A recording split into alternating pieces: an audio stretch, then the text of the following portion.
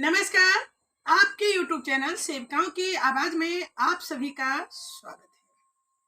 आज हम बात करने जा रहे हैं, वो बात बताने जा रहे हैं आपके लिए जो बहुत ही महत्वपूर्ण होने वाली है।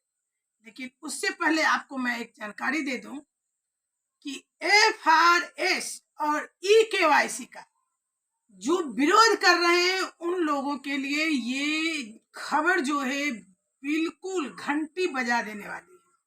यानी आप ध्यान से सुनिएगा, ये चैनल का नाम है सेविकाओं की आवाज, इसलिए मैं सेविकाओं के लिए ये आवाज निकाल रही हूँ, आप लोगों के हित के लिए ये आवाज निकाल रही हूँ, ताकि आप लोग सारी परेशानी झंझटों से बच सके।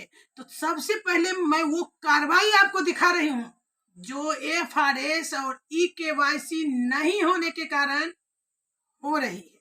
पहले आप रिपोर्ट देखिए कि क्या स्थिति होगी आपके पोषाहार की। आप लोग ध्यान से देखिएगा, यहाँ आपको दिया हुआ है AWC यानी आंगनबाड़ी केंद्र का नाम, total beneficiary, face capture and EKYC और चिल्ड्रन 3 से 6 वर्ष। तो यहाँ देखिए केंद्र का नाम में टोटल बेनिफिशरी इसके पास 47 है, जिसमें कि 26 का EKYC हुआ है और 40 जो आपके बच्चे हैं बाल बालिका के हैं उन्हें मात्र 6,758 रुपया पोषाहार जाएगा। चलिए मैं और भी आपको दिखा दूं स्थिति क्या है। देखिए यहाँ जो 000 है, यहाँ देखिए आप बच्चे की संख्या 30 है, EKYC 0 है, तो और यहाँ 42 बच्चे बालवाड़ी में नामांकित है, यानी पोषण ट्रैकर ऐप की स्थिति है, उन्हें मात्र 2,058 रुपया पोषाहार जाएगा।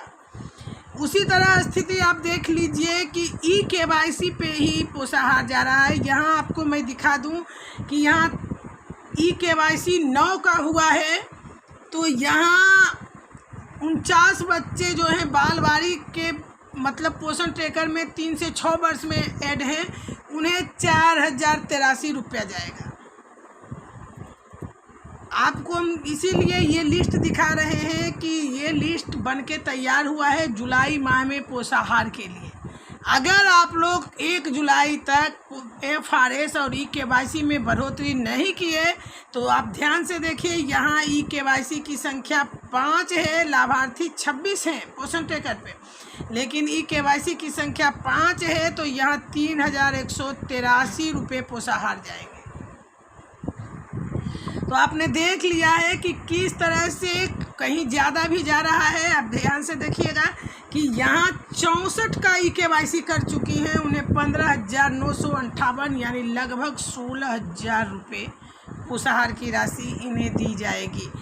कहीं 11,000 है तो कहीं 9,000, 6,000, मतलब कि आपके EKYC पर निर्भर है कि आपको कितना पोषाहार जाएगा।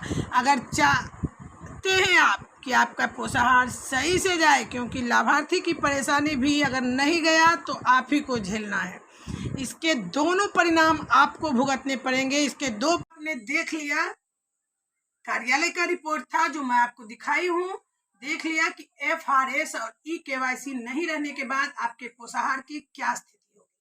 अब आपको दोहरा शॉट लगने वाला है। एक तो कि आपका पोषाहार कम गया, दूसरा लाभार्थी जो है आपके ऊपर पूरा दबाव बनाएगी, आपसे लड़ाई झगड़े करने को तैयार हो जाएगी। वो ये नहीं समझेगी कि EKYC के कारण इनका पोषाहार कम गया है। जब आप मात्र कुछ लाभार्थियों को THR का लाभ देंगी, बाकी सब ऐसे ही रह जाएगा, तो वहां झगड़ा आपसे शुरू होगा, यानी टेंशन ही टेंशन। तीसरी सबसे बड़ी परेशानी कि जिस क्षेत्र में EKYC 10 या 8 लाभार्थी का हुआ है, यानी उसे घोषित कर दिया जाएगा कि आपके केंद्र पर लाभार्थी नहीं है। अभी तो सिर्फ आप पर दबाव बनाया जा रहा है EKYC करने के लिए, लेकिन अगर जुलाई से अगस्त तक आपका EKYC नहीं हो रहा है या जितना ही लाभार्थी का हुआ है, आपका अगर 15 से 18 के बीच 20 तक रहेगा तो हो सकता है आपका केंद्र बंद कर दिया जाए।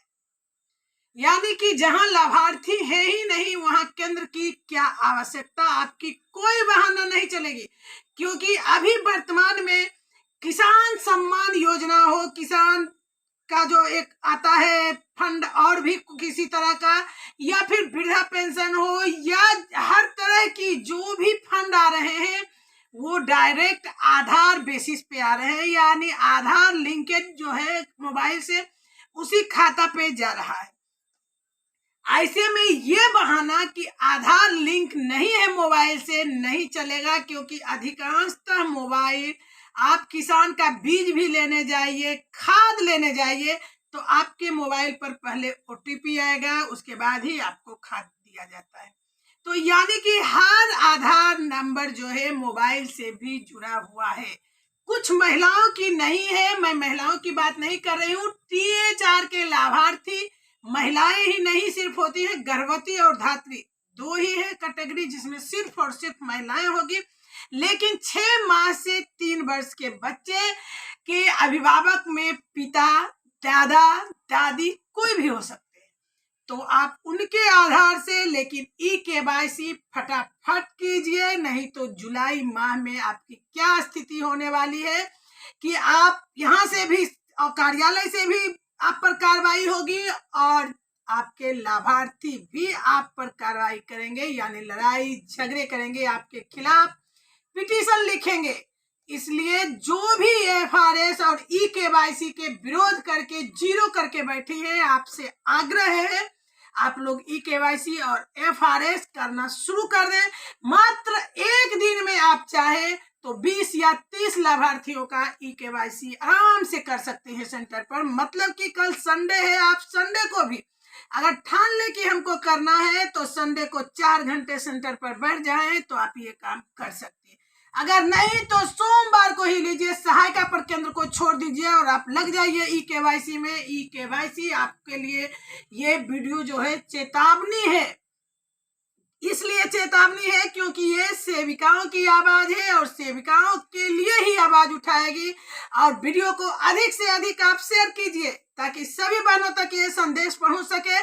आपको मैंने हड़ताल से पहले भी चेतावनी दी थी, आपने नहीं सुना। आज फिर मैं FRS और eKYC को लेकर आपको चेतावनी दे रही हूँ। आप अपना काम कीजिए, चाहे जो भी आपको दिमाग लगाना पड़े, लेकिन FRS और eKYC की लाभार्थी आप बढ़ाइए ताकि आप पूर्ण रूप से क्षेत्र के लोगों को पोषाहार यानी आंगनबाड़ी केंद्रों से मिलने वाले लाभ को पहुंचा सके।